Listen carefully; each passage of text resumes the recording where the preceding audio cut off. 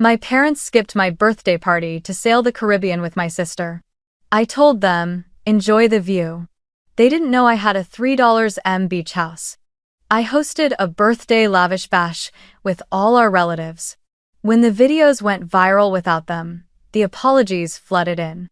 Hi, my name is Maya Bennett, 30 years old, living in Austin, Texas, and this morning, as the first sunlight slipped through the curtains in my living room, I received a short message from my mother. Honey, we can't do a birthday party this year. Your father and I are heading to the Caribbean with Savannah. You understand. Enjoy. I stared at the screen for a few seconds before typing back, enjoy the view, then placed the phone face down and felt a faint crack echo inside my chest, like the familiar empty chair being pulled out once again on a day that was supposed to be mine. No follow-up call, no promise to make it up, only the smell of fresh coffee and one thought settling in clearly, if the seat at their table was never meant for me, why am I still waiting? I will set my own table, with the exact number of chairs I choose, and invite those who truly want to show up. No anger, no pleading, just a firm decision. My 30th birthday will not be reduced to a passing status update. If you've ever faced an empty chair on your birthday, at graduation, or during a family dinner, what would you do? Keep waiting for someone to remember you? Or light your own candles and invite those worthy to sit down? Tell me your choice and where you're listening from.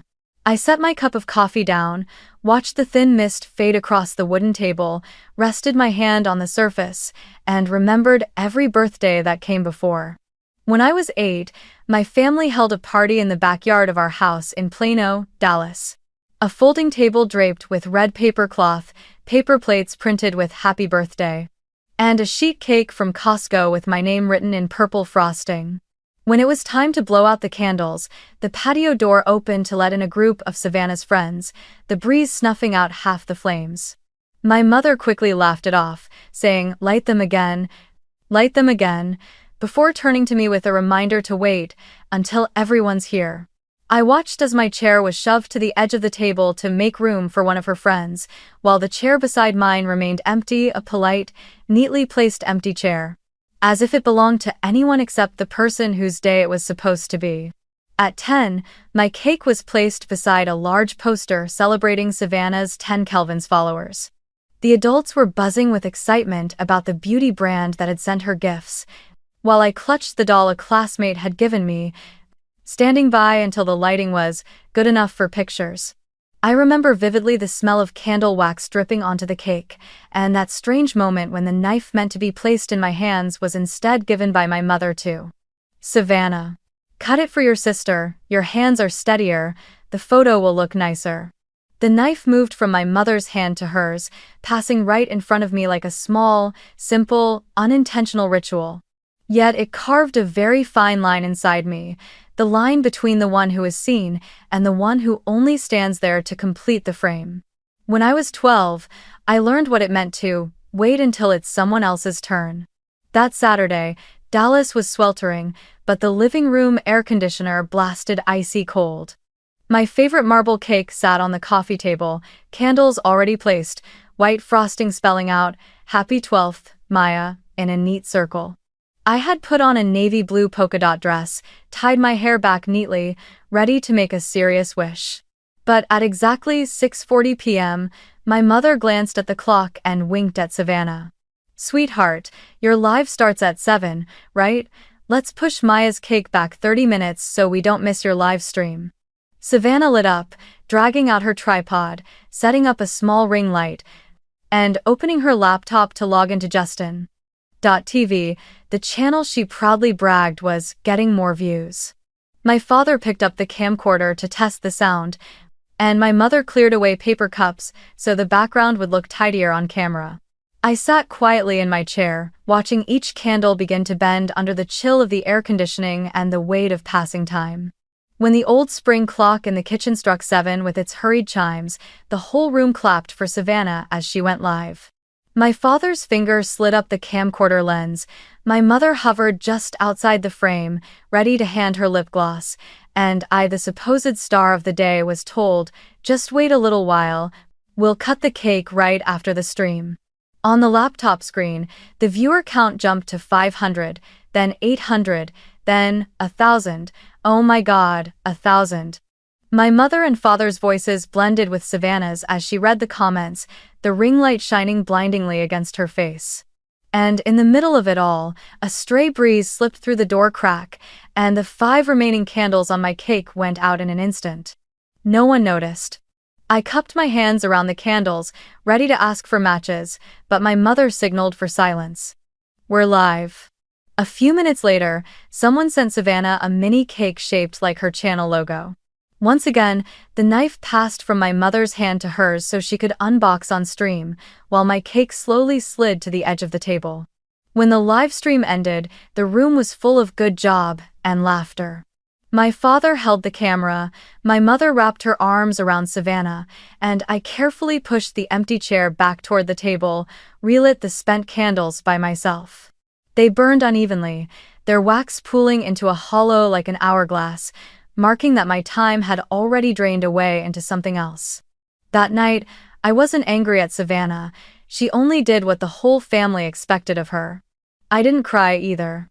I opened the garage door, switched on the dim yellow bulb, spread old test papers across the workbench, and rummaged through my father's toolbox for a small screwdriver. I took apart a broken radio piece by piece. In the clicking of the soldering iron and the sharp, burnt plastic smell of old components, I learned a lesson no one had ever taught me. If your voice doesn't carry into the living room, then find a way to make what you build produce a different sound, even if it's faint, as long as it lasts. I found a quiet peace in the steady rhythm of small tasks, sorting screws into old HEB jars, labeling them with a marker, sketching wire diagrams, drawing neat charts to track disassembled divided by assembled divided by repaired with a school ruler. The summer I turned 14, Aunt Carol started selling handmade scented candles. I volunteered to help with her order spreadsheets, adding a column for fragrance notes, creating invoice codes with formulas copied from forums. When she smiled and said, "This one has a head for logistics," I realized I had already built a long bridge from the garage to the future. A bridge of silent work, of straight, tidy spreadsheets, of joy that needed no fireworks. In the years that followed, every birthday carried a small, quiet milestone of its own. At 16, I set my alarm early, inflated balloons, and hung lights before anyone woke up, making the living room festive without waiting for permission. At 18, I brought my cake to the school's charity book fair and shared it with volunteers while my family was away filming Savannah's travel lookbook. At 21, I reserved a table at a Tex-Mex place near campus, paid with my part-time library job, and practiced saying, "It's okay," in a voice that no longer tasted bitter. Each time I blew out candles, I didn't wish to be seen. I wished to build something useful, something that would free me from ever having to stand before an empty chair again. I began to learn how to break big tasks into smaller steps, like slicing a cake into enough pieces, making checklists, timing each stage, weighing risks, drafting contingency plans. I learned how to hold my tongue when necessary, not to endure silently, but to channel my energy into the right places. Into tasks I could control, into systems that would keep running even if no one applauded. When I entered college at UT Austin, I chose supply chain management because spreadsheets and to-do lists gave me room to breathe. I spent whole days in the PCL library, drawing lines, tagging items, sketching arrows of product flow across paper as if I were setting a table no one could mess up. By sophomore year, I had secured an internship at a small 3PL company handling fulfillment for Shopify brands around Austin. The warehouse was hot, and the smell of cardboard clung to my hair, but I loved its steady rhythm. Trucks arriving at 7:10, pallets hitting the floor, scanners chirping their short, sharp beep, orders moving off the shelves in strict order of priority. I learned to spot a bottleneck the way someone notices an empty chair at a crowded table. If no one pays attention, the entire gathering stalls. By the time I graduated, I didn't dream of a flashy title. What I wanted was something small, precise, and durable, a product that would help shop owners find their way through the chaos of inventory, just as I once had to find my way through the chaos of my own birthdays.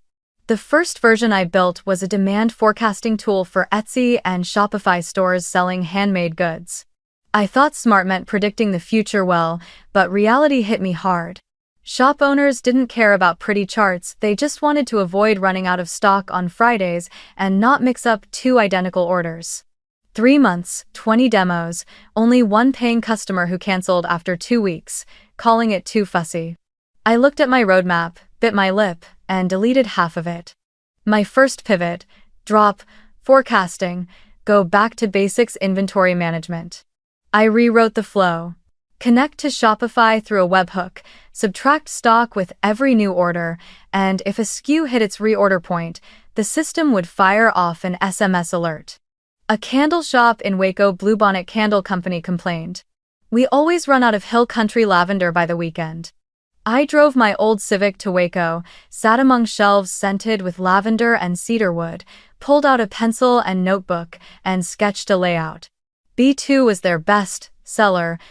It needed to move closer to the packing table. Labels should be color-coded by turnover speed. Pick lists should print by aisle order, not order number. I opened my laptop, quickly tweaked the pick-pack algorithm, and added a consolidate button to group multiple orders from the same customer.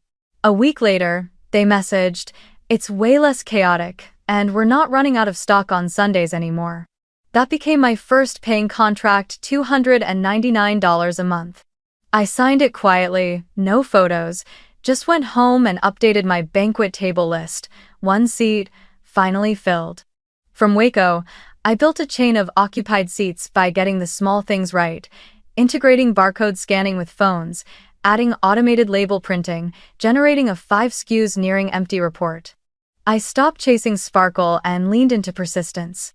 10 cold emails a day, 2 weekend drives each week to San Marcos, Round Rock, San Antonio for on-site installs. 6 months in, I had 18 paying customers, enough cash flow to support myself and a part-time developer. Then one day, a small fund in Austin, a family office doubling as a seed investor, knocked on my door. They said, "We don't want to replace you, we just want you to move faster." I wrestled with the decision for 2 nights. In the end, I sold 40% of the company. Some of the money went straight back into hiring and reserves, a smaller portion came to me as secondary. For the first time in my life, I paid off my student loans, fixed the air conditioner that had been rattling every midnight, and put down a deposit on a dream I had carried since the garage. A safe place of my own making. I didn't want Miami, didn't want a place that screamed, "Look at me."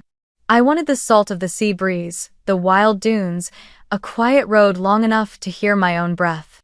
Outer Banks, Nags, Head came to me during a road trip the year before. Endless stretches of sand, wooden houses raised on stilts, porches howling with wind when distant storms rolled in. 3 million sounded extravagant to outsiders, but here, oceanfront meant exactly that. You were buying wind, sky, and a promise that hurricane season would test everything you built. I did the math not to flaunt it, but to make sure I wasn't leaping blind. No outright purchase, I took a fixed rate 30-year mortgage, putting down nearly 30%. I added to the spreadsheet coastal insurance costs higher than inland, an extra windstorm policy, a basic NFIP flood contract, local property taxes, upkeep for wooden decks, repainting railings after every salt season. A budget for beach nourishment if the city called for it, and if I rented it occasionally, I accepted local lodging taxes and B&B permit fees. I hired a small management company in OBX, and they reminded me about septic inspections, guest limits, quiet hours after 10, and most importantly, no neon signs. They laughed. "This place belongs to warm lights only." I signed without trembling. Not because I was wealthier than anyone else, but because for the first time I chose a place where my logistics-driven mind no longer had to fight. It could arrange, prepare, switch on a light, and no peace would follow. The house wasn't a trophy, it was a new table I had set for myself, facing the Atlantic. A high-ceilinged living room, sliding glass doors opening onto a wooden deck, a long table in the center with enough space for 3 generations to sit together. A kitchen with a quartz island, not to boast of luxury, but to hold trays of baked goods and gather people passing plates like passing words. I set aside a small room as a tool room, a pump, bins of supplies, a hurricane season checklist, spare batteries, flashlights. Everything labeled, lined up neatly like in the old garage, but this time it was guarding a world that finally belonged to me. I kept this from my family, not because I enjoyed secrets, but because I knew the story would be rewritten if I let them hold the pen. If my mother knew, she would say, "You bought it because you're copying Savannah's travels, right?"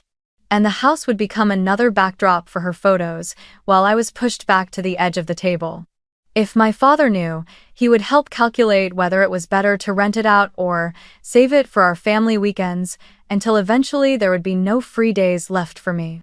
If Savannah knew, she would bring her camera before I could, and once again the knife meant for me would pass through someone else's hands. I wanted to preserve this place exactly as it was, a space where I didn't have to explain why I deserved a seat in the center. I told only a few relatives without conflict: Aunt Carol, Uncle Jacob, because they would understand. For the rest, I let the house remain on the deed and in my heart as a quiet period at the end of all the missed birthdays. From now on, if their table still had no seat for me, I would open my own doors and add more chairs. I pulled my laptop closer, opened my contacts, and stared at the names of people I hadn't spoken to in years except on holidays. Aunt Carol, Uncle Jacob, Grandma Ruth in Tampa. Suddenly, I felt the need for confirmation beyond myself to know that being overlooked wasn't just a feeling but a pattern quietly running through our family. I called Aunt Carol first. The phone rang twice before her voice came through, raspy but warm. "Maya? You called just as I was steeping a pot of mint tea." I smiled and asked directly, "Auntie, did Mom or Dad say anything about my birthday, or invite you on the cruise with Savannah?" There was a pause, the sound of a spoon against a teapot, then she said softly, "No, sweetheart. I heard them say this year it's just immediate family, but I thought at least you would have your own birthday dinner." She sighed, and then added something that sounded as though it had been sitting in her heart for a long time. "Ever since Savannah got famous, with your mother, everything seems to revolve around her schedule. I don't blame her, I just regret that so many tables in this family suddenly lost chairs for someone else." I leaned back in my chair, my chest lighter for having someone say what I had always thought. Aunt Carol went on, her voice slow, pulling at each thread. "Last year at Thanksgiving, she received a message saying, 'Stay warm at home, because the house is crowded,' only for photos later to show a table packed with guests. On my 28th birthday, she sent a gift card, and my mother replied, 'I'll give it to Savannah to hold on to,' but that card never reached me." She hesitated. "I worry saying this will hurt you, but if you called to know the truth, then this is the truth." I thanked her and told her not to feel guilty. The sadness had already been felt and passed. What I needed now was the full picture, so I could decide my next step. I called Uncle Jacob. He answered with the sound of a drill buzzing faintly in the background, probably fixing the fence. He spoke in that southern way, few words but straight to the point. "What's going on, girl?" I told him briefly about the Caribbean text. He gave a low grunt. "Yeah, I heard they booked that trip last month, but nobody asked you, did they?" I asked if he'd been invited. He laughed, dry as wind through old wood. "I live right here in Dallas, and I don't even know the exact day of your birthday, because everyone just assumes, oh, we already know." Then he shared something small, yet sharp enough to cut. 2 years ago, he drove over to deliver a new smoker grill for my dad, planning to stay and surprise me for my birthday. But when he got there, a big Bon Voyage Savannah banner hung across the yard. He set the grill down, turned his truck around, and thought, maybe next time. I sat silent, wondering how many times people might have intended to show up for me, only to be pushed aside by someone else's banner. Before hanging up, he said, "If you do something just for you, call me. I'll be there. I'll even bring the country band from church if you want." I chuckled under my breath. "You better keep that promise, Uncle. I need a table with live music." Last came Grandma Ruth in Tampa. She answered slowly, the sound of distant waves seeming to slip through the receiver. Maya, sweetheart, it's raining showers here in Tampa today. My voice softened, like when I was small and curled into her lap. Grandma, this year I don't have a party with Mom and Dad.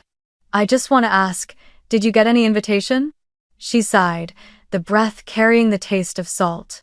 No, darling. I called your mother, and she said, we're keeping Savannah's house warm, and it made me cry. The day you were born, I held you in my arms. You had that patient gaze, and yet all these years, when it's your turn, the grown-ups keep saying, later. She told me that just a few days ago. She had texted my mother. Don't wait until the day you need a helping hand, and your daughter has already learned how not to need you. The message sat on scene. I bit my lip and thanked her for saying the words I hadn't dared to send. She asked me what I planned to do. I looked absently through the window, the Austin sky pale blue, sunlight slanting across a trail of golden dust. I want to have a real birthday, not grand, but with enough chairs. At Outer Banks, at my new house. I want to invite everyone who's ever had to give up their seat in this family. She was quiet for a few seconds, then giggled like a little girl. I'll bring lavender tea. You let me brew it. My hands aren't as strong anymore, but they're still steady enough to keep a teapot warm. When I hung up, I sat still, letting the 3 phone calls flow through me like streams joining into a single river. It became clear, this was no longer about me being overlooked. From Aunt Carol to Uncle Jacob to Grandma Ruth, there was an entire line of people quietly pressed against the edge of the table, too polite to intrude, too afraid of causing trouble, or too used to their names being skimmed over in the roll call. I remembered Aunt Carol's words. So many tables suddenly lost chairs for someone else. Then I knew I would rearrange the chairs, not to spite anyone, not to stage revenge photos, but to give back the feeling of belonging, the feeling a 12-year-old staring at extinguished candles had craved for 2 decades. I opened a new document and titled it, Maya 30. Long table. The first line I typed, no kids table. The second line, every person gets a handwritten name card. The third line, those once forgotten will be called first. I texted Aunt Carol.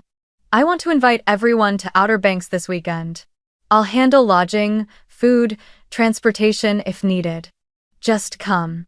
She replied as quickly as she always did. I'm in. I'll bring 2 jars of pickled vegetables and a pecan pie. I texted Uncle Jacob. I need live music. He sent back a thumbs-up emoji with, us old guys only know 3 chords, but we know how to laugh. I messaged Grandma. I booked a flight from Tampa to Norfolk and a rental car. Will you be able to make it? She answered with one word. Yes. Followed by a photo of her white porcelain teapot. Then I reached out to cousins who had stayed silent in group chats for years. Kayla in Richmond, Matt in Athens, Georgia, and a distant cousin in Virginia Beach I just reconnected with on Facebook. My message was warm, carefully avoiding words that might sound like retaliation. This weekend is my 30th birthday, and I want the people who've shown up in my life, but rarely been invited to the center of the table, to be there. If you're free, please come. The house is in Nag's Head. I'll send directions. No dress code, no gifts, just presents. On the other side, replies opened like windows catching fresh air. Kayla wrote, Forever Team Maya, I'm bringing lemon cake. Matt said he was scheduled to work that weekend but would try to switch shifts. The cousin in Virginia Beach offered her 7-seat SUV to pick people up from the airport if needed. Aunt Carol suggested I also invite Uncle Ray from Charlotte, who had once walked out in the middle of a 1 million followers party 2 years ago when his daughter burst into tears after being shoved out of a group photo. I hesitated for a second, would it be too many? But then reminded myself of the rule. At my table, there is always room. I added Uncle Ray's name to the list, with a note beside it.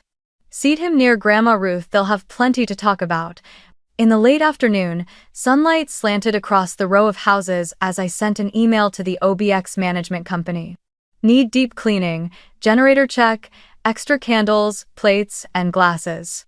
Please place a fresh bouquet at the center of the table. I called Lena, a local event planner, and booked a simple setup. A white tent in case of rain, a few strings of small bulb lights, and long rustic wooden tables with benches. I called Chef Marcus to secure fresh crab and a batch of hot hush puppies, adding 2 pots of clam chowder for Grandma. Everything shifted into execution mode, as if all the years behind me had been training for this moment to use my logistics skills for one single purpose, so no one would ever have to stand on the porch, looking in through the glass. And when I printed out the guest list, pen in hand crossing off each name confirmed, I saw the outline of a gathering that belonged not just to me, but to all the empty chairs this family had once carried. From the confirmed list, I switched into full deployment mode, the way I would for opening a new warehouse: set timeline, budget, points of responsibility, risks, and contingency plans. For Outer Banks, the first problem was always transportation. I chose Raleigh-Durham, RDU, as the default airport for most relatives because of frequent flights and affordable fares, then a 3-hour drive out to Nags Head via US 64, crossing those long bridges that stretch across the Sound. I kept a group chat open with live location sharing and marked safe rest stops along the route. For Grandma Ruth, I held to my promise. Booked her flight Tampa, Norfolk, ORF. So the final drive would be just over 90 minutes, less tiring. I arranged for my cousin from Virginia Beach to pick her up in the SUV and stop at CoinJock to rest along the way. For those in Richmond, Raleigh, or Hampton Roads, I suggested a direct road trip and sent them a PDF, directions to the house, with photo references of the turns, because GPS in OBX sometimes reroutes travelers onto sandy back roads. In the group chat, I pinned the house address, the management company's phone number, and the 2 nearest hospitals with the note: if anything urgent happens, call 911 first, then ping me. I'll have my phone on speaker 24/7. Then, I locked in Lena, the local event planner, as the point person for the setup. A 40x60 white tent would be anchored with water barrels instead of deep stakes, since ocean winds can shift suddenly. A modular wooden floor would keep the ground dry, with a slip-resistant carpet running from the porch to the sand so kids and older guests wouldn't trip. Warm string lights would run along the beams, hung high enough that gusts wouldn't whip them into anyone's head. Plan B was to move everything into the great room. I remeasured the space, calculated seating for 1 long table and 2 round ones, planned to open the sliding doors for cross-ventilation, and relocated the speaker system into the library to keep sound levels contained. Quiet hours in Nags Head begin at 10 p.m. So, I wrote it on a small sign for the DJ table and reminded the band. Acoustic set starts at 9:30, speakers off at 10. After that, anyone who still wants to sing can gather in the living room with just an acoustic guitar. The band I chose was an indie group from Raleigh. They promised to play familiar songs in an acoustic style, avoiding tricky copyright issues, and they would bring a backup speaker in case the main equipment faltered in the humidity. Chef Marcus confirmed the seafood menu. Mini crab cakes as finger food, hot shrimp and grits, hush puppies fried on the spot, cucumber and red onion salad in vinegar for something light, 2 pots of clam chowder for Grandma and anyone avoiding spice, and a key lime pie to close. I reminded Marcus about seafood allergies: label everything clearly, use separate utensils. He nodded and said, "Give me the allergy list and I'll mark it on each ticket." Alma. For filming, I hired 2 people. 1 lead with a stabilized mirrorless camera, and 1 editor on site with a laptop and SSD backup drives. We agreed on a people first principle. Eye-level shots, no lingering pans of the house interior, no mention of the address, and at least a 12-hour posting delay for safety. I drafted a simple consent form to send ahead by email. Yes to appear, limited for partial or hands, only shots, no, to be excluded. At the event, I'd hand out 3 stickers to place on name cards, green, yellow, red, so the crew wouldn't make mistakes. A sign at the entrance would read, "Filming in progress, please let us know if you prefer not to be filmed," and a designated no camera zone inside the house would be roped off with a light cord and sign.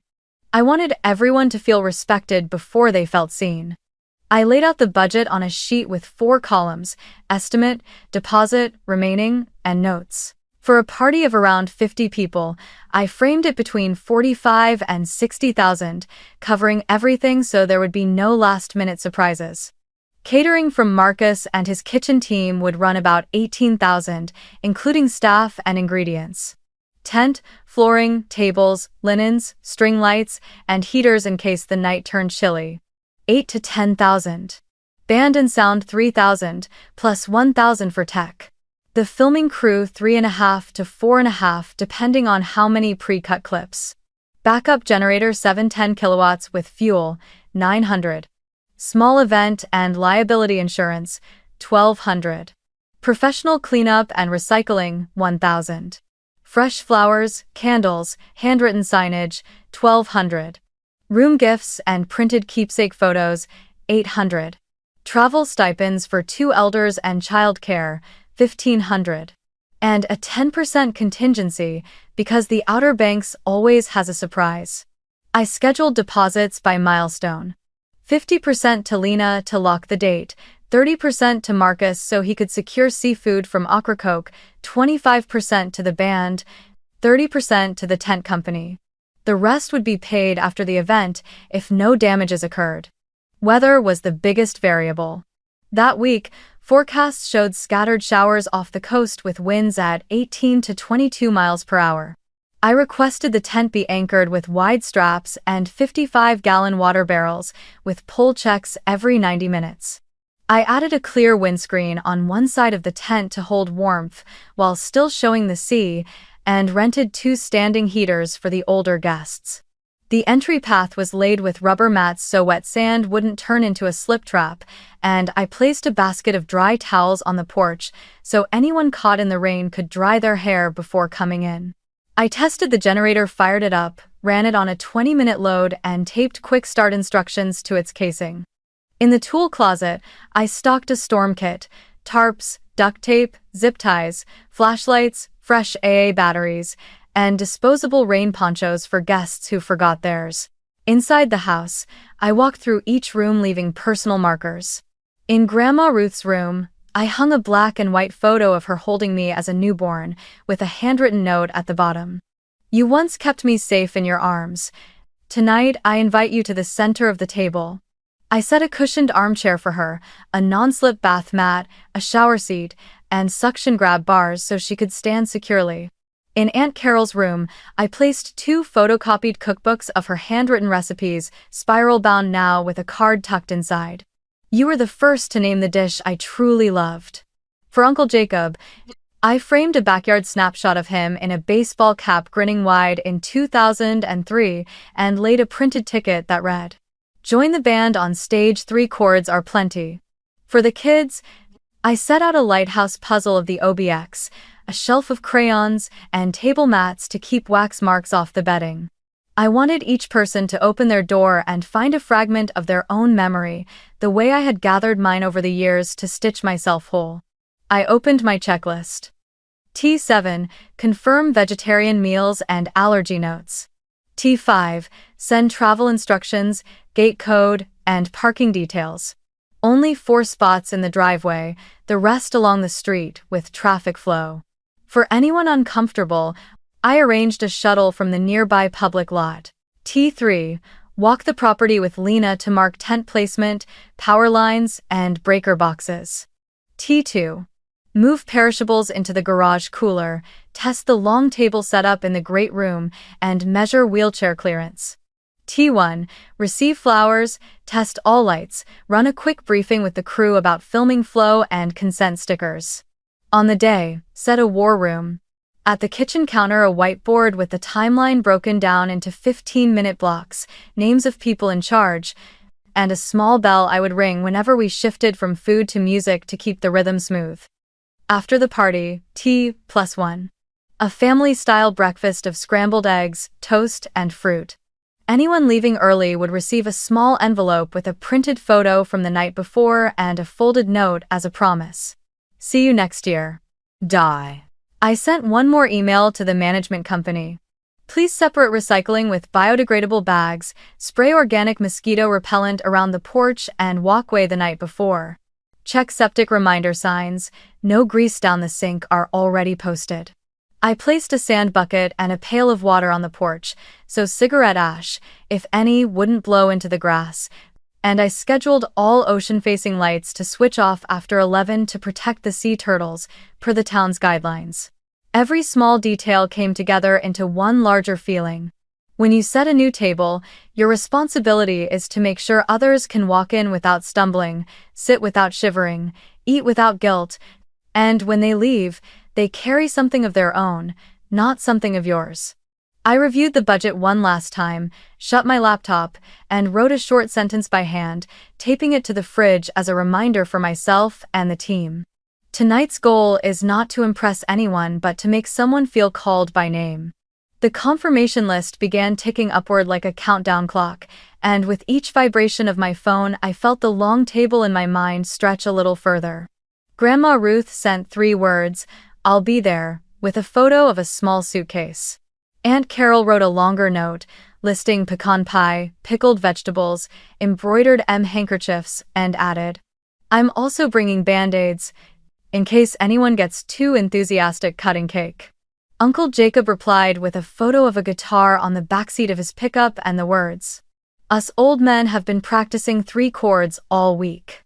From Ohio, Cousin Ben announced he would drive overnight with his wife Lila because little Emma loves the ocean more than sleep. From Virginia, Kayla offered to pick up 2 other relatives in Richmond, so the car is full of laughter. From Georgia, Matt sent word that he'd managed to switch his weekend shift and attached a blinking birthday hat sticker. Each name that appeared, I opened the long table sheet, dragged a label, and added a small note. Grandma Ruth, armchair seat. Aunt Carol, near the kitchen so she can command dessert. Uncle Jacob, next to the band so he won't have to squeeze past people. Ben and Lila, by the door, close to the deck so Emma can run in and out. Kayla, in the middle to be the conversation anchor. Matt, beside Uncle Ray if he arrives, since they can talk baseball. I designed the seating chart like a supply chain route, alternating generations, alternating temperaments, mixing those who seldom speak with those who speak just enough. Like arranging goods by weight and frequency of use, so no shelf bears too much load for too long. The difference here was that each parcel was a heart, and my job was to place them where no one would have to lean against the edge of the table. And then there were the hesitant messages. Cousin Lucas in Columbus typed, "Maya, are you sure? I'm afraid. You know, drama." I almost laughed at the word, not with disdain but with recognition of the bone-deep weariness that came from dinners where every sentence felt like a trap. I didn't text back, I called. He answered quickly, his voice tense in a kind way. "I want to come, but if it turns into the same thing, someone brings up follower counts, someone compares schedules, I'm afraid it'll ruin a good day." I leaned against the window frame, watching sunlight slide across the deckwood, and spoke as clearly as if I were reading an oath. No comparisons, no follower counts, no talk of who's busier. No one will be filmed without consent. You'll get a red sticker on your name card if you want out. After 10 p.m., everything moves indoors, volume low, and if you need quiet, there's the library. And most important, if anyone tries to drag the conversation back to the old patterns, I'll block it with I want tonight to belong to the people who are here. I'm not staging a payback, Lucas. I'm just setting a table. On the other end, silence for a beat, then his breath eased out. That sounds like peace, then I'll come, but where do I sit? I smiled. Next to Kayla. If you two can finish a 1,000-piece puzzle in under an hour, you're officially part of the table-setting team. He laughed, soft as a drizzle. Deal. I dragged the cursor, placed Lucas to Kayla's left, and marked a small star. Conversation keeper. While the family group chat glowed with green dots from cousins and aunts, the parents and Savannah thread sat silent, like a stretch of sand without footprints. It wasn't that they hadn't seen the messages at the same time. Savannah's story popped up on my screen, a boomerang of glowing Port Miami, a mimosa glass tilting, captioned Bon Voyage with a ship emoji and number family trip.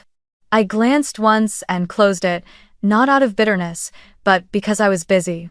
Their silence had once felt like a wall, now it was just another sky. I didn't need to shout into it to hear my own voice. I sent one last short message to the immediate family group. The house will be open all day Saturday. If you change your mind, just come. No questions, no blame. Then I closed the chat window as though setting a seashell on the table. Whoever wanted to listen could press it to their ear. My seating chart grew into a warm map. I decided on one long table only, no kids' table, no women's side or men's side. At the center sat Grandma Ruth, not as a guest of honor, but so she wouldn't have to crane her neck or sit in the draft. To her right, Aunt Carol, she and Grandma could trade dishes like commanders of the kitchen. To her left, Uncle Ray, if he arrived, his deep laugh filling the pauses. A little further down, I placed Matt between two elders so he could learn to listen to old stories, while Emma, Ben's daughter, sat between Ben and Kayla, one to help with puzzles, the other to lead her outside when she grew restless. Lucas sat opposite Kayla, their line of conversation stretching steady across the table. Uncle Jacob was near the end, close to the band, so when he rose to play he'd only need to turn his chair and strum. Lila, Ben's wife, sat beside Aunt Carol to learn the pecan pie recipe. At the very end, I replaced a single chair with a bench, the flex seat for latecomers, children who liked to swap places, or anyone who needed a spot just in case emotions ran high. No one would be boxed in, but every seat carried meaning. I handwrote each name card on ivory paper with thin borders, ink slanting softly. Beneath every name, I added a line only that person would understand. Beneath Kayla, the hand from summer 2006, the one that kept the match from going out. Beneath Lucas, the steady breath in the room. Beneath Ben, the long road from Ohio never tires the heart. On the wooden table, I laid a linen runner, the color of sand, with glass jars of seagrass and a few low candles so every pair of eyes could meet across the glow. Small plates were set for crab cakes, with separate tongs, and a bowl of pink salt sat in the center as a reminder that every flavor had its place. At the foot of each chair lay a thin folded blanket. The sea breeze could turn sudden, like memory, and anyone who felt cold could pull it over themselves without asking. The night before guests arrived, I sent one last message in the long table group. Ground rules for tomorrow. 1. Everyone has a seat, there is no side table. 2. If you need quiet, the library is open, with hot tea and colored pencils. 3. We speak in I, not on behalf of others. 4. Go to bed early tonight so tomorrow we'll have the strength to hug each other tight. Almost instantly, Kayla dropped a heart, Lucas a small green comma, Ben sent a photo of Emma hugging her stuffed sea bear. Grandma Ruth sent a teapot emoji. Aunt Carol a snapshot of a pecan pie pan just pulled from the oven. I looked at those little signals and felt that the long table I'd been imagining had already begun to make sound, the scrape of chairs pulling closer, the clink of dishes, the sound of names being called without microphones. And amid all the things I had arranged, there was one space I deliberately left untouched, the space reserved for explanations. They weren't needed here. Here, only those who came, sat down, and shared a meal without anyone being pushed aside. Morning broke over the Outer Banks with its own kind of light. Silver across the ocean, pale gold on the dunes, honey, warm on the wooden deck of my house. I stepped barefoot onto the porch, checklist in hand, hearing the Atlantic wind tap lightly against the railing like a drumbeat overture. Along the banister, the fairy lights I had strung the night before lay still like tired fireflies, waiting for the sun to dip so they could flare alive. At the end of the deck, I had set up a small wicker-lined counter with a chalkboard sign reading, Mocktail Bar, handwritten. Sea foam, lemon soda with a splash of mint syrup and coconut foam topping. Sand dune lemonade, yellow lemon with a slice of cucumber and a pinch of sea salt. And OBX sunset, orange juice with pomegranate over crushed ice. For the kids, I prepared sturdy lidded cups so the wind wouldn't tip them. For the adults, a corner of wine inside the house, kept away from the deck so the sea breeze wouldn't carry the sharp scent. The air mixed salt, damp wood, and linen dried overnight. It felt like the house itself was breathing slowly, ready to welcome people in. On the sand below, Lena's crew was finishing the wooden flooring panels and testing the clear windscreen along one side of the tent. I walked around, touching each tie-down, checking the 55-gallon water barrels anchoring the poles, then looked up at the strand of warm bulbs running along the beams. In daylight, they were just beads of glass, but by night they would soften like stars pulled low by the wind. Lena pointed out where the long table would sit and asked if I wanted extra chairs at the end. I nodded, and with my own hands carried 2 wooden chairs from inside, setting them beside the bench. A small gesture, but for me a ritual. At my table, there is always room. I looked at the row of seats marked with handwritten name cards and saw the picture forming clearly. Grandma Ruth at the center, surrounded by those who had sent on my way, arriving late, or, simply, yes. Not one seat labeled kids, not one pushed to the edge as if made for someone ready to leave. In the kitchen, Chef Marcus was testing the first batch of hush puppies, the sound of oil sizzling as crisp as laughter about to break out. He lifted each golden cornmeal ball into a wire basket, dusted them with fine salt, and explained that the cornmeal came from a small mill in Manteo, true Carolina style, not too sweet. On the counter beside him, trays of crab cakes sat in precise rows, each one thick and firm, golden-edged, the filling packed with blue crab and shrimp. Marcus said the crab had come fresh that morning from Wanchese, the shrimp from the Pamlico Sound. You have to shop from the right hands. On the stove, the shrimp and grits steamed rich with butter and black pepper. The grits, stone-ground, still had a gentle bite, blending with garlic butter shrimp into the perfect warmth for sea air. I opened the fridge to check 2 chilled key lime pies, their tart filling made from a shipment of limes sent from Florida the week before. The topping was hand-whipped cream, not meringue, so the wind wouldn't eat the surface. I wrote small cards to place before each dish, not only so guests would know what they were eating, but to preserve the story of origin, because this meal was never meant to be a showcase spread, but a map of the people who had touched it before we sat down at the table. The filming system was switched on the way a warehouse shift begins, with process, boundaries, and clear responsibility.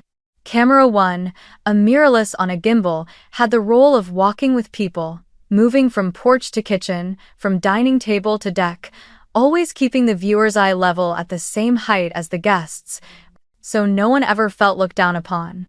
Camera 2 stood fixed on a tripod in the left corner of the great room, framing the long table, recording only the flow of the story: who poured water for whom, who knelt to tie a child's shoelace without zooming, without hunting moments. The drone was just a supplement, a small one under 250 grams. I had registered it, passed trust, marked the registration number, checked on B4 UFOI that the sky over Nag's Head was Class G and uncontrolled. Notes were clear: fly low, under 200 feet, never over the crowd, never toward the neighbors' homes, 1 takeoff at golden hour if winds stayed under 15 miles per hour. I wasn't asking for a show flight, just a brief circle to let us see the ocean together, then land. The crew understood. The drone could be cancelled at any moment if the wind shifted. People mattered more than frames. For privacy, I placed a sign at the entrance beside the mocktail bar. Filming in progress, tell us your preference. Each name card carried a round sticker. Green meant fine to film, yellow, distance only divided by no close-ups. Red, no filming. I prepared a short consent form sent ahead by email and printed copies on site for elders, 2 short lines.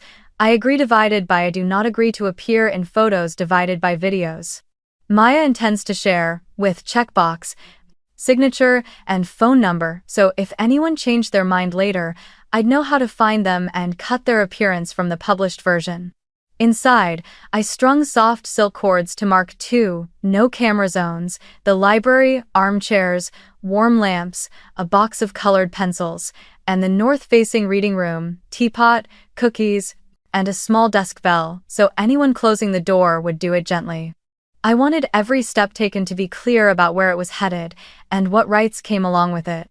I walked along the deck, sliding each glass door open to test the airflow, shifting the vases of seagrass so their shadows wouldn't fall across faces once the sun dipped. Lena asked if I wanted a photo backdrop. I shook my head. Instead, I hung a simple rope with wooden clips so anyone who wished could pin their own Polaroid. The backdrop would be the ocean, the fairy lights, and the people looking at each other.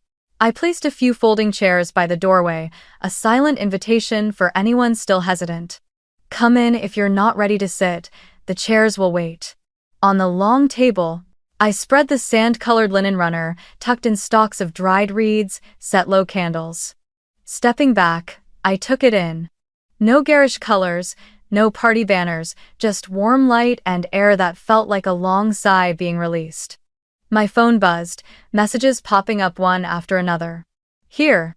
Just arrived. I looked down at the driveway.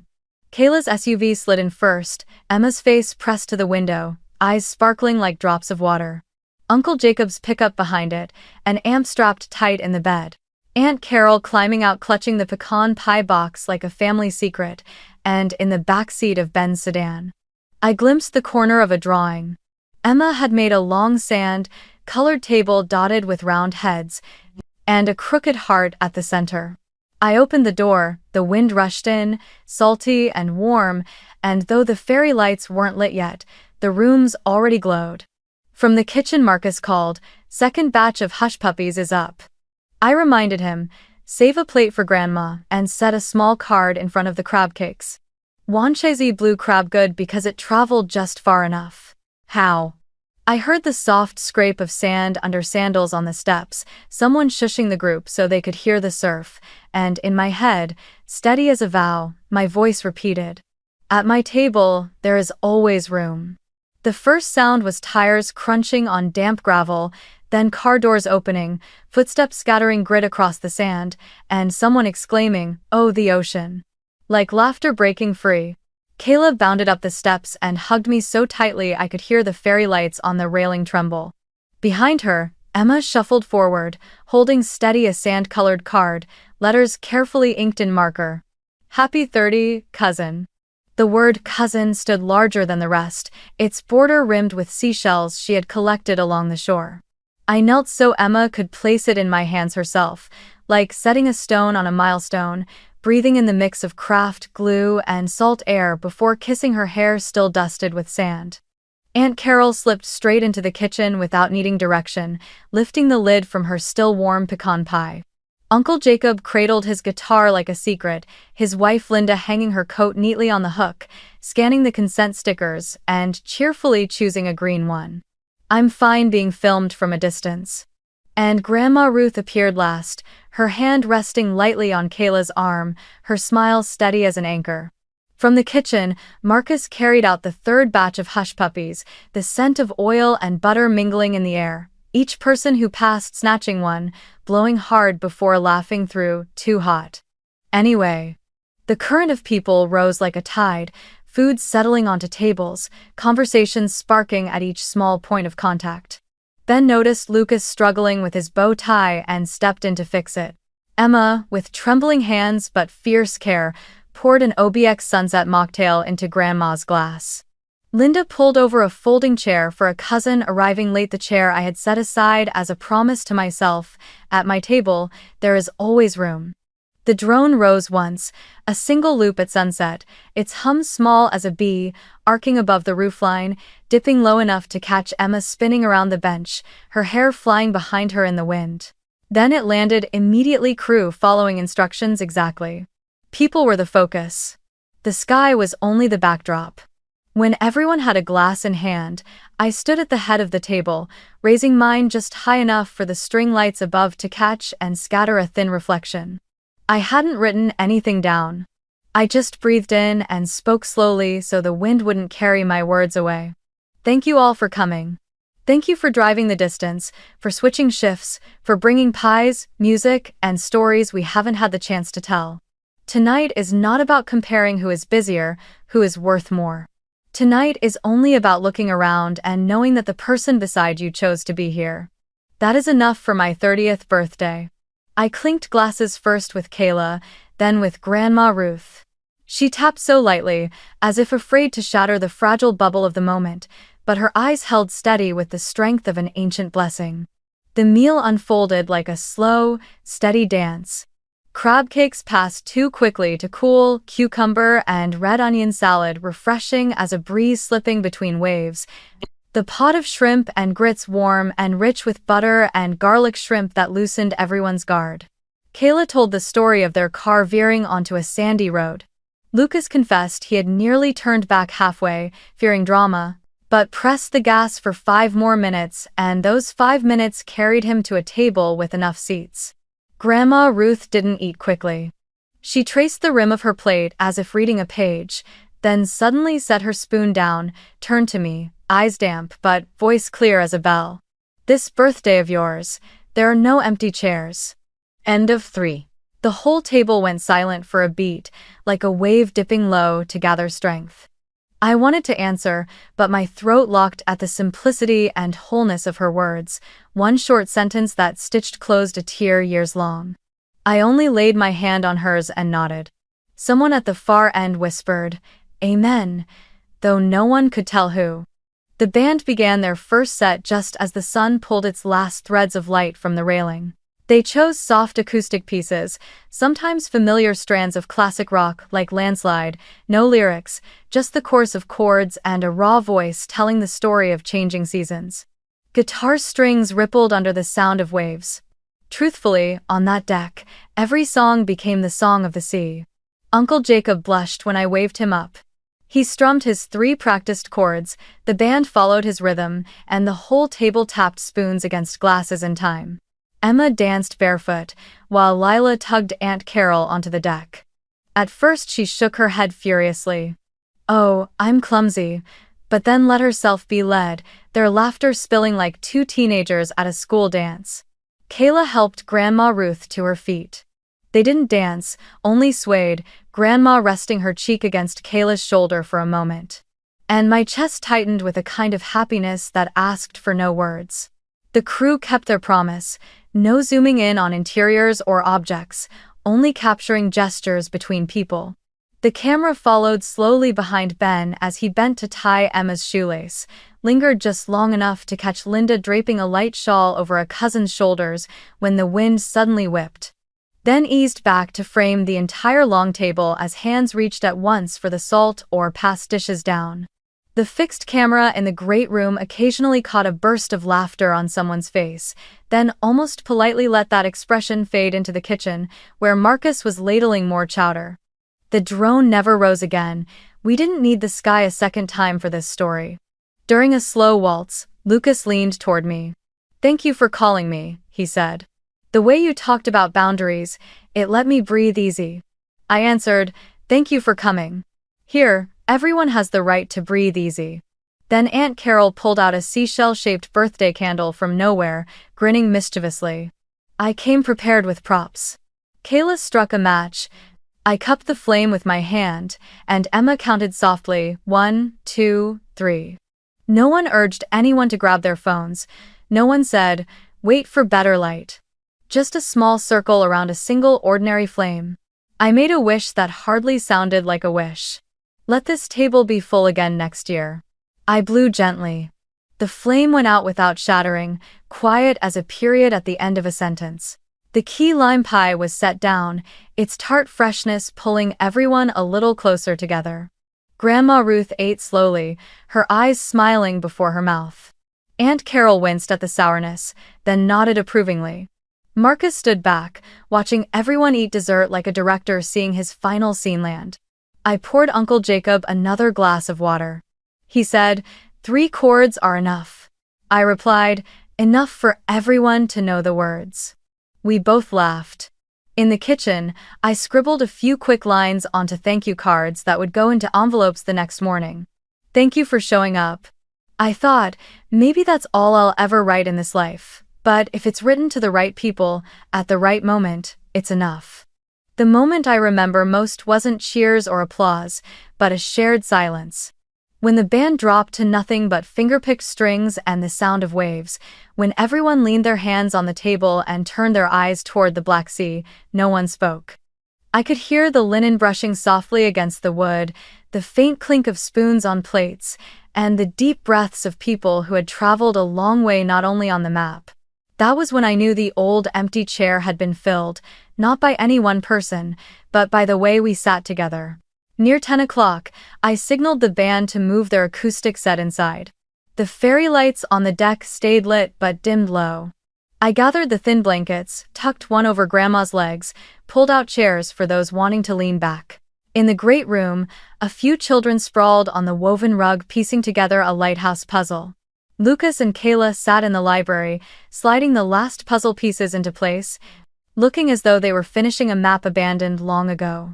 The crew asked permission to take one final wide shot indoors from a distant corner, faint and unobtrusive, then drifted into the kitchen, pouring themselves water and nodding at Marcus like teammates at the end of a shift. When I walked Grandma Ruth to her room, she paused at the door, gently squeezed my hand. "You've done something we grown-ups sometimes forget, adding another chair." I hugged her, resting my head against her shoulder as I had when I was 12. But this time, there were no extinguished candles, no knife passing to someone else. Outside, laughter still flickered like fireflies, music no longer background but almost like someone knocking softly from inside the heart. I closed her door, leaned against the wall, shut my eyes for a second to store away the exact gold of the lights, the cool citrus of pie, and her words, steady as a new anchor line. That night, no phone call interrupted, no message asked who posted the clip. Only bare feet padding softly across wooden floors, hugs held longer than usual, and the sense of a house being used exactly for what it was built for, to set a table wide enough for those who chose to sit and stay. And in the wind rushing through the railing, I heard the sound I had hunted for all evening, the sound of an empty chair, disappearing. After the party, when the fairy lights flickered faintly like tired fireflies and the waves pressed the sand in steady layers, Kayla sat at the library table with her laptop open, the crew's hard drive already plugged in.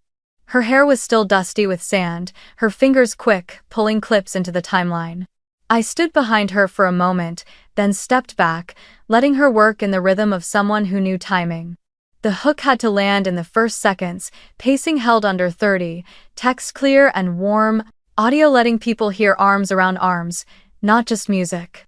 She chose to open with the candle flame being shielded from the wind, followed 3 seconds later by Grandma Ruth's giggle over her first spoonful of chowder, then cut lightly into Uncle Jacob strumming his 3 chords, Emma bouncing on the deck, and closed with a slow pan across the long table as everyone lifted their eyes to the dark sea. In the top left corner, Kayla typed simple white text, "When your parents sail away for your 30th but family shows up anyway." And at the 21-second mark, she overlaid the promise I had taped to the fridge. "There's always a seat at my table." She kept the original audio of the night laughter breaking as plates passed, glasses clinking softly, the surf and the acoustic guitar no copyrighted overlay so the algorithm wouldn't block it, and so people could hear what was real. Instead of a location tag, Kayla added alt text, "Family dinner by the ocean, one long table, everyone included," so anyone using a screen reader could feel present too. She double-checked the consent list. Every face in frame had a green sticker, those with yellow appeared only in wide shots, never close up. And the cousin with a red sticker, the one who arrived late, was blurred gently at the shoulder, exactly as her checkbox read, "Limited divided by number." Color stayed untouched, grading kept light so the sea didn't look artificial and skin tones didn't flatten into something unreal.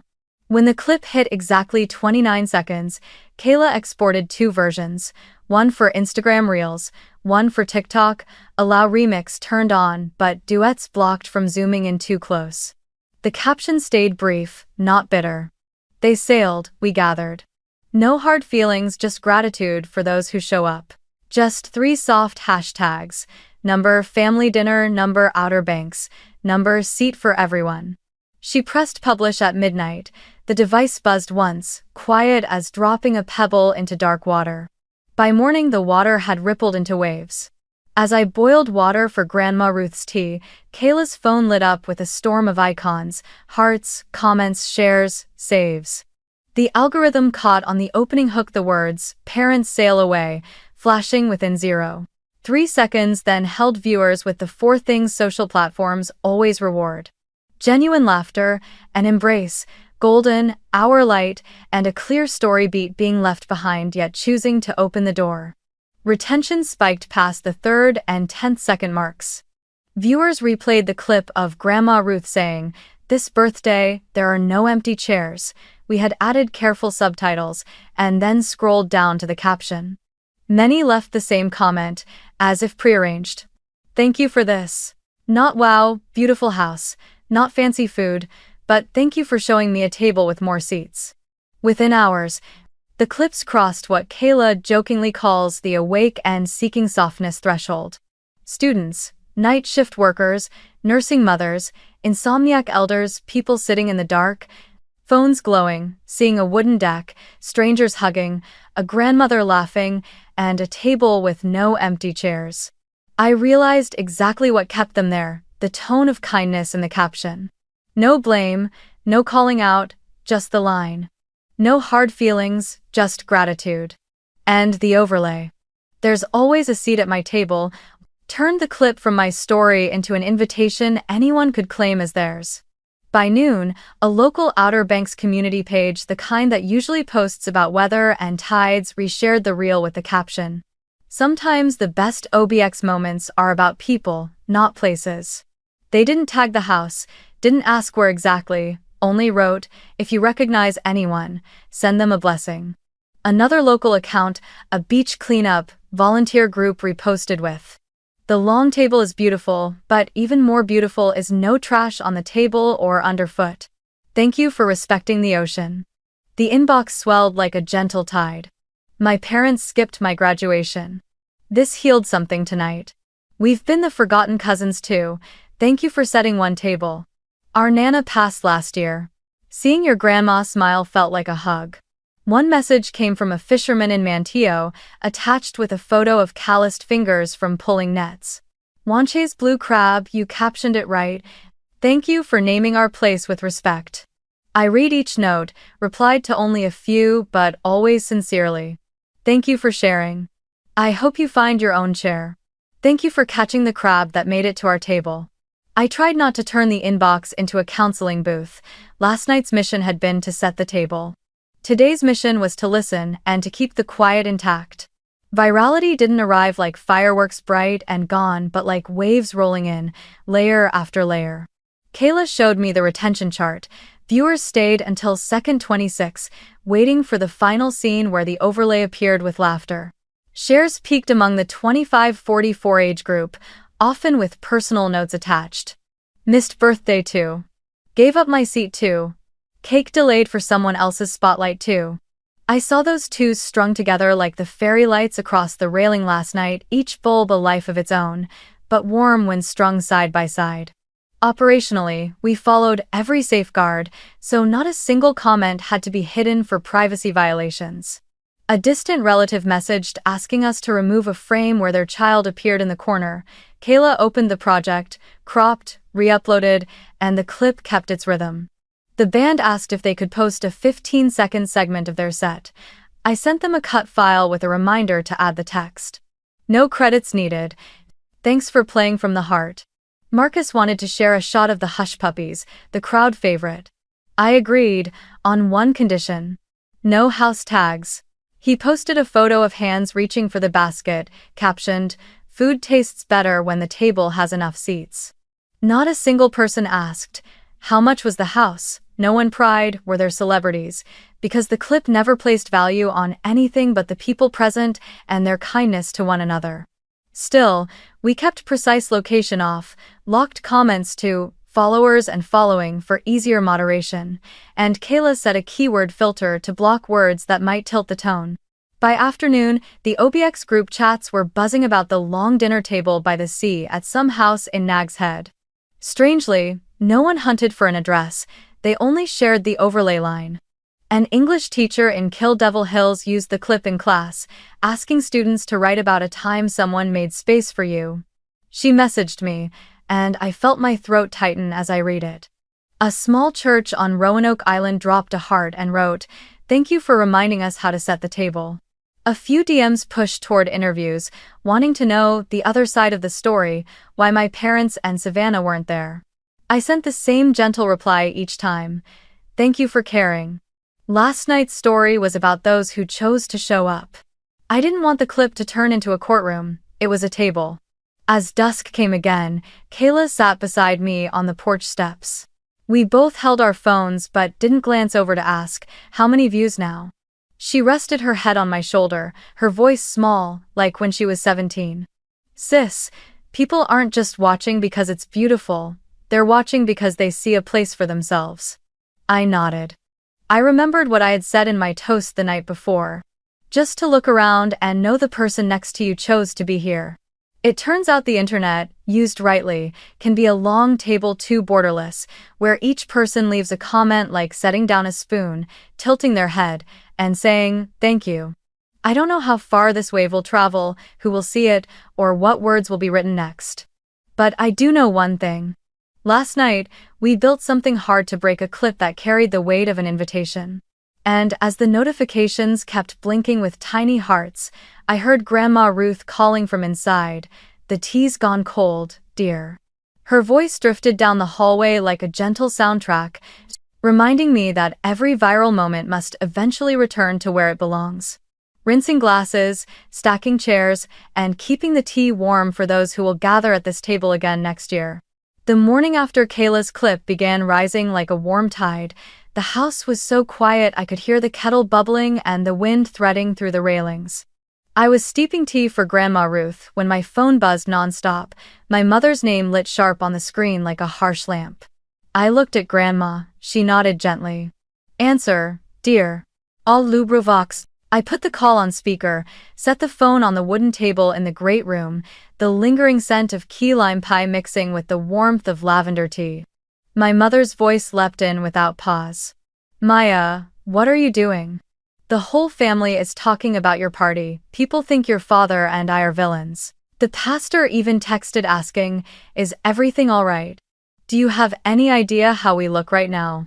I breathed slow, letting her words pass like white foam on the surf, and answered with a calm so steady it sounded to me like another voice. I invited everyone because I wanted to belong, Mom.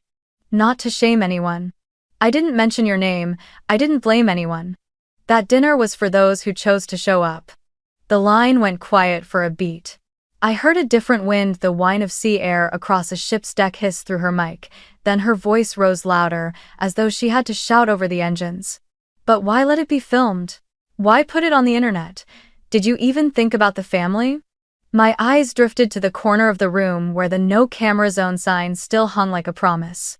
I recalled every green, yellow, red sticker placed on name cards, Kayla's careful caption. No hard feelings, and I said, I filmed people-to-people moments, Mom. No address, no faces without consent, no words of attack. I invited you too, the doors open all day Saturday, you saw the message. Grandma Ruth set her teacup down, her tea-colored eyes fixed on the phone, her voice not loud but steady as a wedge of wood holding a door in place. Patricia, I have kept quiet too long. You've missed your daughter's birthdays many times not because you didn't know, but because it was convenient to move them aside. When she was 12, you delayed the cake for her sister's live stream. At 18, you let her spend her birthday at a book fair. At 21, she paid for her own Tex-Mex dinner so she wouldn't bother anyone. Last night wasn't revenge, she set out more chairs. Oh. I wanted to whisper, Grandma, but my throat locked because for once I felt someone was standing beside me at the center of the table. On the other end, my mother burst out, words tumbling. Mother, we only wanted to keep things simple. The cruise was booked already. Savannah had a content contract, we couldn't just cancel. And Maya is always so busy with her work, we thought she didn't need it. The phrase "didn't need it" struck my ear like a spoon scraping an empty plate. All these years, No words had ever made me feel both so sad and so calm. Before I could respond, my father's voice slid in low as always, now forced into gentleness. Maya, listen to me. We booked this trip months ago. Canceling would have lost us all the money. I thought you knew. I figured we could make up your birthday later. As for what people are saying, you know how our community island. He added a few more phrases. Everyone's busy. Don't blow this up. Our family isn't like what it looks like online, as if tossing dust in the air could blur the glare enough to keep from squinting. I didn't want my words to land like an axe splitting the table. I waited until his sentences had fallen, then gathered the pieces into my own.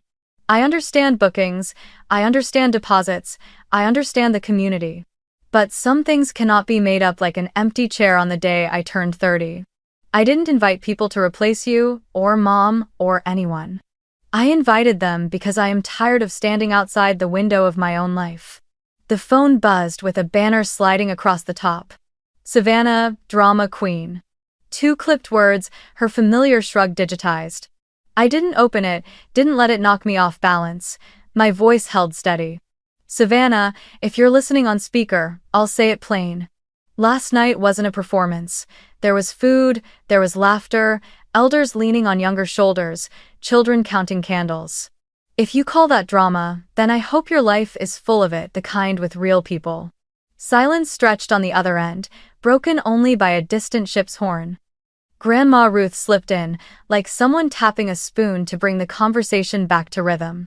Robert, Patricia, you had every right to take a vacation, no one forbids it. But when you said, just immediate family, and used it to cut out the rest, then blamed her for finding family elsewhere, that's not her fault. I've watched her stitch each tear shut with silence for years. Last night, she stitched with voices. My mother exhaled sharply, the breath turning into an overused refrain. I didn't mean to hurt her, I just thought. I cut in softly, without rancor. You don't need to think for me anymore, just listen. I said aloud what I'd written in my head for years, but for the first time with witnesses at the table. I didn't call to demand an apology. I didn't open my house to shame you. I don't want the internet to be a courtroom. I only want to say, clearly, that I won't sit in that empty chair again. I've set another table. If one day you want to sit, I'll pull up a chair. And if you'd rather keep your cruises, your photo shoots, your silences, I respect that too. Just don't tell me to not make a big deal when I celebrate my own birthday. On the line, I heard my father clear his throat, small, like testing the range of a new note. I understand part of it now. My mother didn't answer right away. The wind noise in the mic softened, as if they'd stepped into a sheltered corner. Then her voice came, lower, like a door cracked open. Could you send me a picture? Not to post, just so I can see your table. I looked at Grandma Ruth. She gave a slight nod. I opened the album from last night and chose the frame Kayla had shot on film. The long table facing the sea, faces imperfect but lit, Grandma Ruth's hand over mine. I sent it into the family chat, without a single word. Over speaker, my mother exhaled again, this time not in frustration, but like breath after a long run. Beautiful table, she said. Everyone looks happy. Before the call could slide into negotiation, Savannah's banner popped up again. Don't milk social media pity.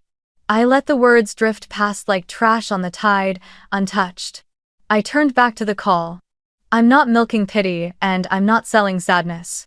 The only thing I put out was presence, and that's exactly what I received. Dad murmured.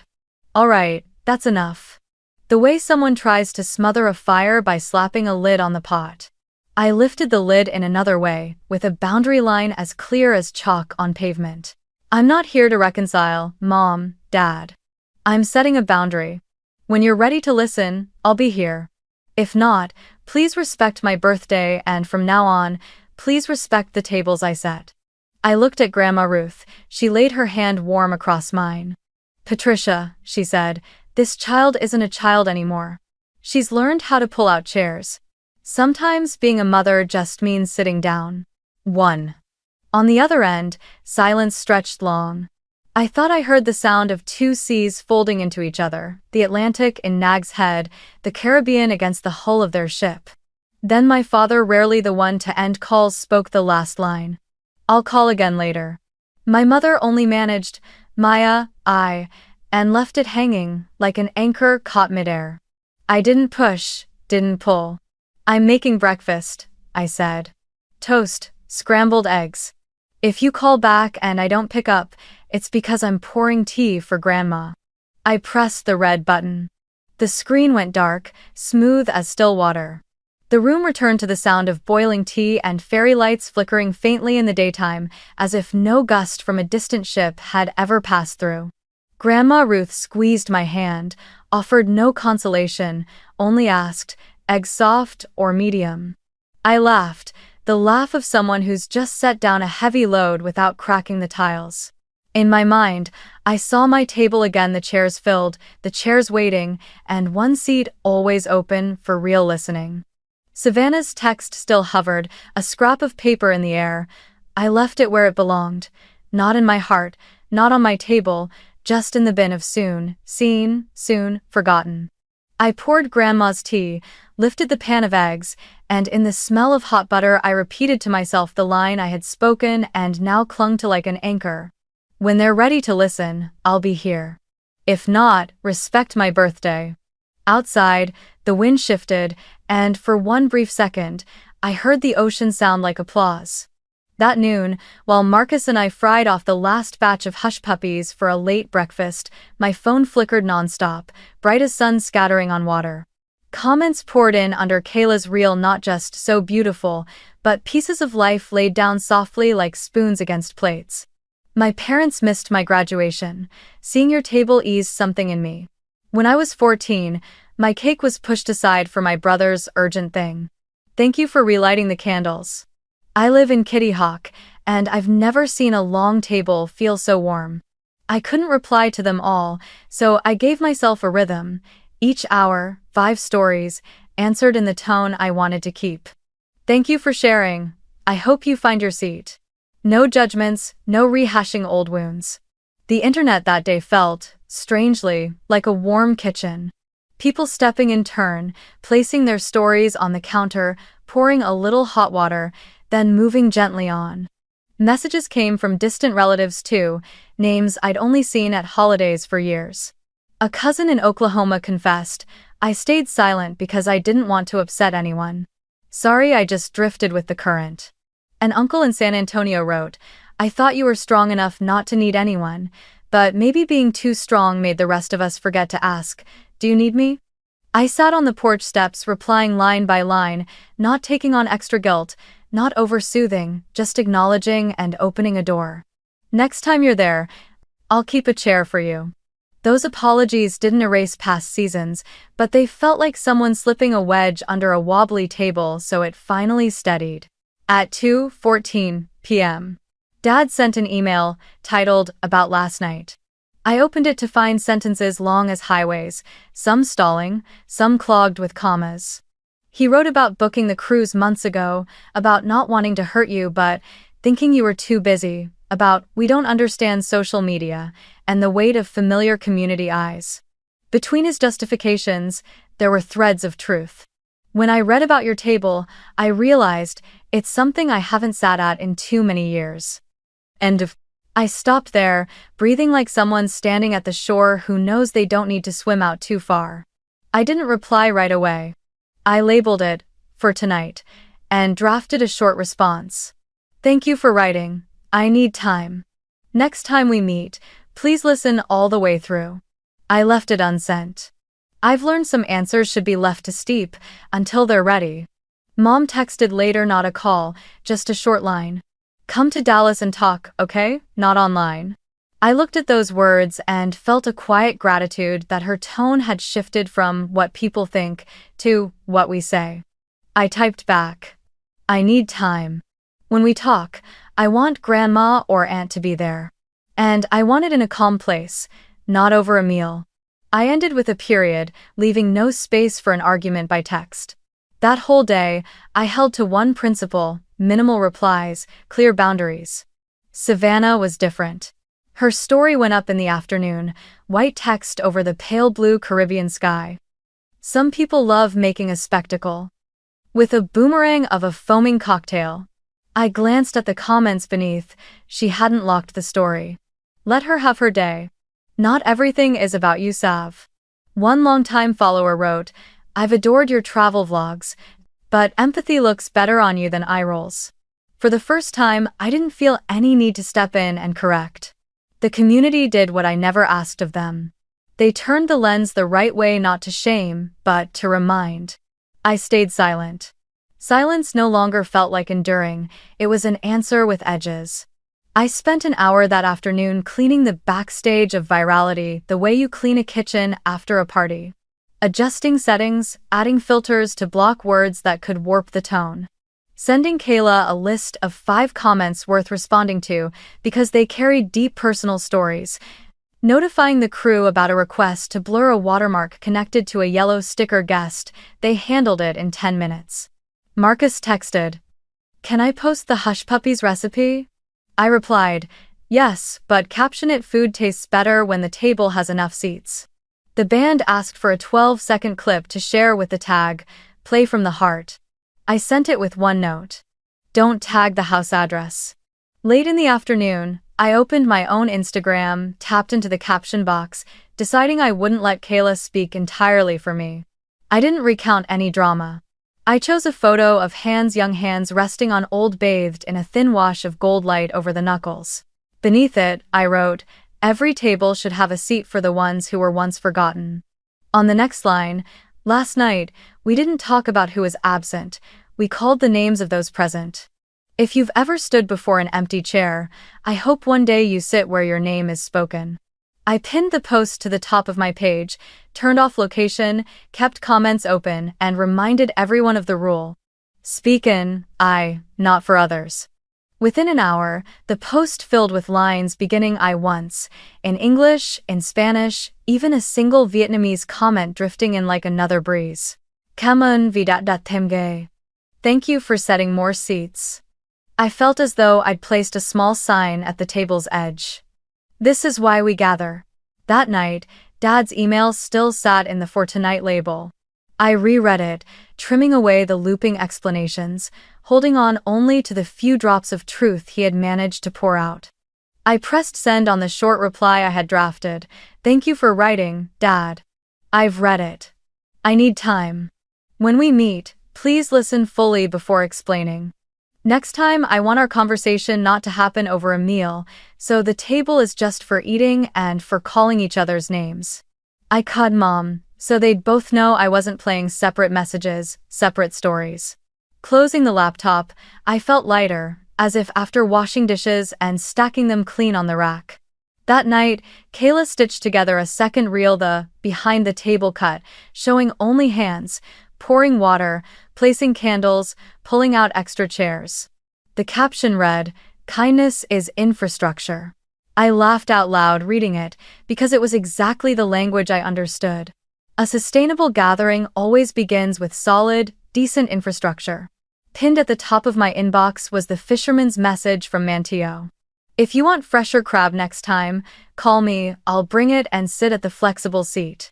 I replied, Next time, I'll call. The flexible seat is always waiting. Ahem. Before bed, I pulled the blanket up for Grandma Ruth, dimmed the lights, leaving just one string of fairy lights glowing on the porch. I skimmed the last DM of the night. A girl in Raleigh had sent a picture of a table made from stacked textbooks in her dorm, with 4 paper cups and a single cupcake. I set my own table with my roommates tonight.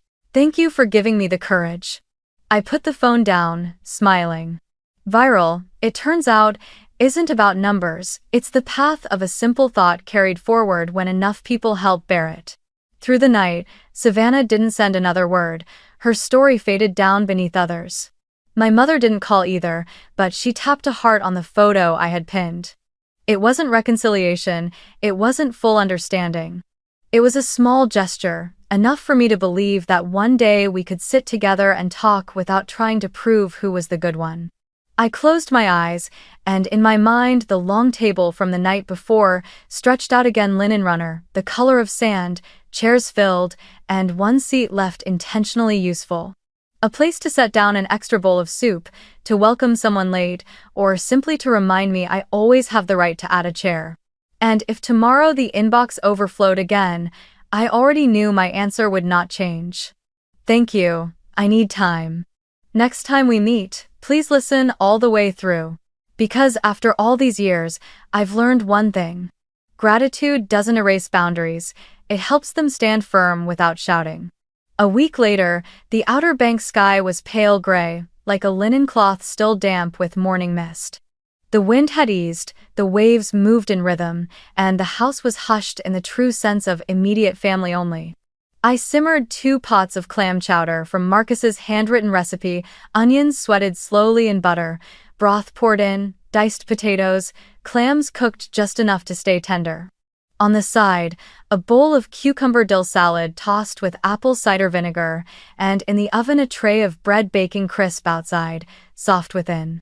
On the long table in the great room, I set out 4 stoneware bowls, 4 glasses of water, a basket of bread, and a small card propped upright. No filming tonight, only us. I didn't want anyone to mistake this place for a set. My parents' SUV rolled slowly onto the gravel drive. Dad got out first, shoulders hunched, tugging at his coat as if the wind were collecting a debt. Mom followed, clutching her shawl tight and avoiding my eyes for just a beat too long. Savannah stepped out last, ponytail high, white shoes fresh as if straight from the box, and most telling of all empty-handed, no camera. That small detail let me exhale. I opened the door. Come in, the wind changes quick out here, I said, stepping back just far enough for them to cross the threshold on their own. The smell of chowder rich with butter and black pepper drifted through the hall. Mom's eyes wandered the room, not searching for the best photo angle, but simply locating her chair. I pointed to the little card that read, "Only us," and said softly, "Tonight is a meal. Nothing more, nothing less." Savannah hesitated, then gave a small nod. We sat down, not with the old ritual of parents at the head, but as 4 people around a long table once meant for many. I ladled chowder into each bowl, bread passed from hand to hand, salad set in the middle. I lifted my spoon and began with the line I'd been steeping all week. "Thank you for coming." No one offered the usual empty reply. Instead, 4 spoons touched bowls nearly in unison, striking a quiet opening note. I continued without circling, without mounting a pulpit, just speaking enough to keep the words from being carried off by the wind. I want to say 3 things. First, why birthdays matter. 30 isn't important because it's a round number, but because I needed a marker to close the years when my chair was so often pushed to the edge.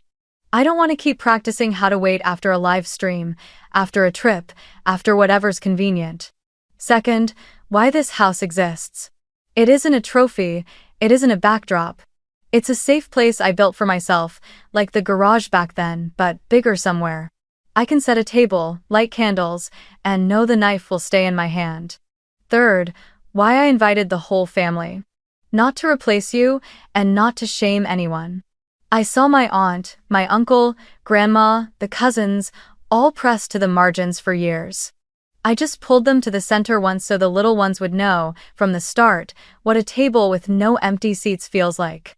Dad set his spoon down, eyes fixed on the bowl as if searching for words carved into the broth. "I didn't see," he said, each syllable pressed out as though forcing himself to be exact. "I thought simple was good for everyone. I measured everything by convenience, and I was blind to the small things, the knife, the candle, the chair. I'm sorry." I nodded, neither rewarding nor punishing. I simply acknowledged a man changing the unit of measure he lived by. Mom smoothed the edge of her shawl, eyes bright though her voice held steady. "I'm sorry. I'm clumsy with praise, too quick to reschedule. I kept thinking you were strong enough not to need it, but it turns out," she didn't finish. She placed her hand on the table, palm open like a half-offered olive branch. I laid my hand there for a second, no longer, then drew back to hold my spoon. I didn't want an embrace to stamp reconciliation. I wanted a meal built on new order. Savannah stayed silent through the first pot of chowder. She tore off a piece of bread, gazed out the glass at a gull skimming the edge of the waves, then spoke softly enough for only us to hear. I didn't think it was all that heavy. I waited, offering no rescue. She added, I'm used to seeing everything through a lens measuring by views, by light, by rhythm. I thought joy meant turning the camera on. I didn't realize a camera could also push someone out of frame. I answered, thank you for saying that. Nothing more. Explanations, if they matter, must walk hand in hand with action, not with background music. We moved on to salad, to bread spread with butter. The conversation shifted towards safe ground, the long stretch of US 64, how OBX winds change without warning, whether the dill was a touch too strong. No, but, no. In other families, no, wait until everyone's here. When the bowls were cleared, I poured hot water, set out a plate of simple butter cookies, then leaned on the edge of the table and read out the boundaries as if reciting house rules, but without the chill of law. If you come to any of my tables again here or anywhere, I ask 3 things. 1. No filming. If you want to keep it in memory. 2. Speak in I. No speaking for others, no reducing anyone to a label. 3. If something needs to be postponed, say it early, and don't call it later for simplicity. At a table, later means someone is standing, someone is cold. I looked at each of them.